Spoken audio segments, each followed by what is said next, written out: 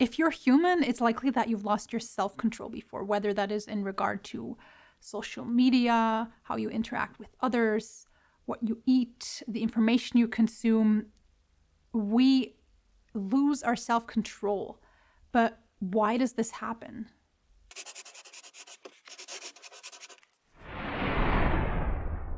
Hey everyone, and welcome to Becoming an Expert at Self-Leadership. I'm Maika, and I've been wondering what I would say if someone asked me to answer this question, why do we lose self-control, in one sentence. And what I came up with is we lose self-control because we stop paying attention to it. What I mean is that we are human. We are bound to lose our self-control, but we forget that. We take self-control as a given. We forget that we need to support our self-control by the way we approach our goals. Here are 6 reasons we lose self-control and strategies we can use to avoid it from happening by approaching our goals a bit differently. Number 1, when we're not confident in our ability to change. Reason number 1 we lose self-control is that we're not 100% confident that we will be able to achieve our goal. We doubt ourselves too frequently, which is like pouring water on the fire of our motivation. So remind yourself of your incredible ability to change and grow and reach your goals. We humans are very good at growth. You can do this. You've got this if you stick with it. It will take time and effort, but it is possible.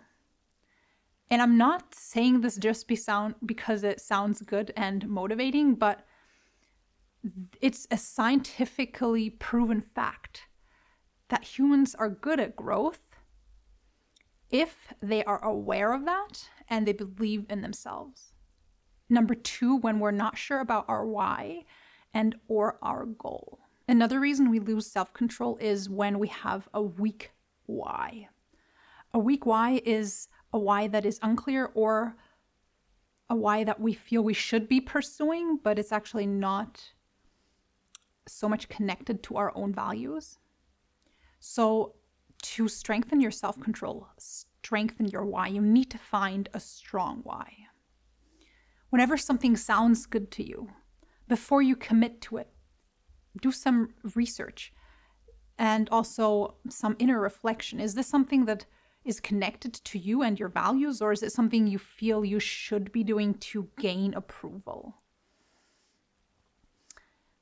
Another way to strengthen your why is to do research on it and its benefits, to watch documentaries, read a book, speak to people who have done this, how they did it, why they did it.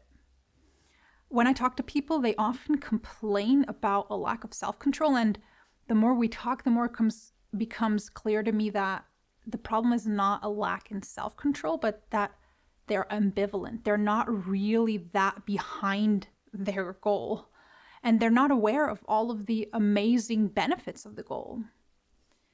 That is not enough. And being ambivalent, unsure, is not enough. So make sure you become 100% aware of all of the amazing benefits of your goal. And once you've built a strong why, make sure to turn it into very concrete goals. For example, if you want to be eating more leafy greens, sit down to really define what that means very concretely. How many times a day or week do you want to eat more leafy greens? Which kind of leafy greens? And then make a plan. When will you buy them? When will you cook them or prepare them? And which different types of recipes can you use? If you make a plan like this, it's so much easier to stick with it in everyday life when you don't have to start from scratch every day and then just end up losing so much time and energy on all the transactional effort that is created by not having a plan. And having a goal also really helps with changes you want to make that are not of a nature where you want to cut something out completely or change something completely. With some changes, that's necessary. You just need to go all in, like with sobriety. But there are some things you may want to keep in your life, but just not to the extent, like the time you spend on social media, how many hours you spend watching TV or playing games on your computer, how much sugar you consume. These are typically goals where people are just dissatisfied with the amount and the extent of it all. And what I find helps here is to, first of all, become aware of, I want to keep this in my life, but I want to limit it. And then second of all, to define those limits. These limits can be about the amount of time you spend watching or sugar you consume, or the types of things you consume, the types of TV shows and the types of sugars. This can really help you to avoid going back and forth between being overly strict and avoiding it completely for some time and then falling back into not caring at all and completely, in that sense, losing your self-control until you then become overly strict again. To be balanced about that and to be consciously self-controlled in the amount of time and the kinds of things you consume. Number 3, when we lose sight of our why and goal. The next reason we lose self-control is because the fire of our motivation slowly dies out with the passage of time. To prevent this from happening, make sure you fan the fire of your motivation for this goal regularly. Stay in contact with your reasons and your inner conviction for this goal, for the importance of this goal in your life. Talk to people about it. Share why you're doing this and how much it's benefiting you. Write down why you want to do it and read those reasons every day. Keep reading books about it. Keep watching documentaries. Just stay in contact with that why and your reason.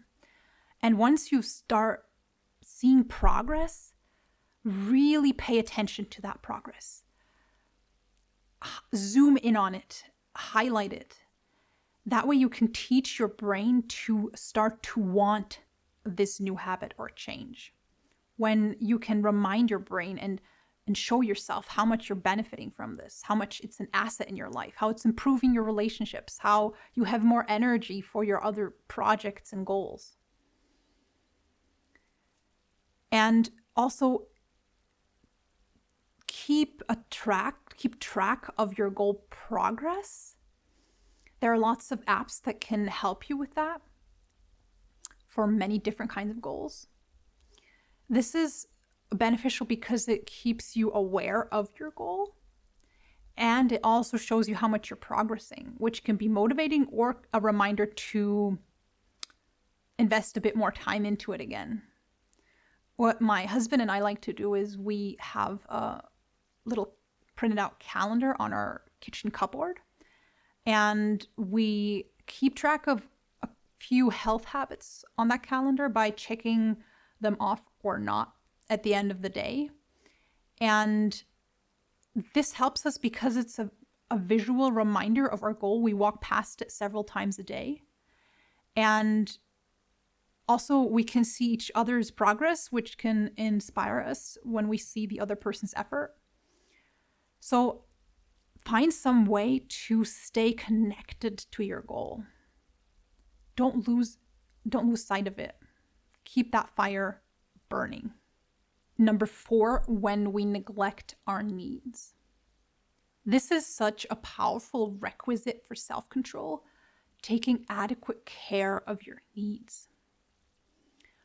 A buildup of unmet needs is almost always connected to a loss of self-control in one way or another. Unmet needs drive us to look for relief in unhealthy places. So think of the last time you lost your self-control and ask yourself, what unmet need was driving me to lose my self-control? What was I looking for when I lost my self-control? Why? How can I take better care of this need from now on? What can I do more of or less of so that I don't need to lose my self-control to get this need fulfilled? Lots of people have troubled relationships with their needs, often stemming from childhood, feeling like one was a burden to one's parents or the parents were overburdened. But you're not a burden, your needs are not a burden, and taking care of them will set you free to make your highest contribution in life. Number 5, when we tempt ourselves. Another impactful way to avoid losing self-control is to avoid tempting yourself. Set up your life in such a way that you need to rely as little as possible on self-control. If there's one thing we can learn from people with high self-control, it's that they don't rely on it. They know that they're human and that self-control is shaky. They make the choices for their life in moments of high energy, and then they make a plan and set their life up in a way so that it'll be easy to stick with the choice they've made also when they have moments of low energy. For example, if you want to eat less junk food, don't keep any of it in your kitchen.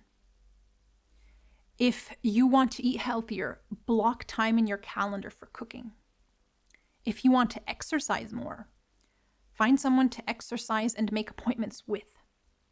If you want to be less distracted by your phone for a couple of hours, put it on silent or out of reach or into another room. Number 6, when we mess with our motivation. Studies show that a big reason we lose self-control is because of our negative self-talk that messes with our motivation. If you want to become better at self-control, stop telling yourself things like, I will never get this right. I'm so stupid for having lost my self-control again. I just don't have any self-control.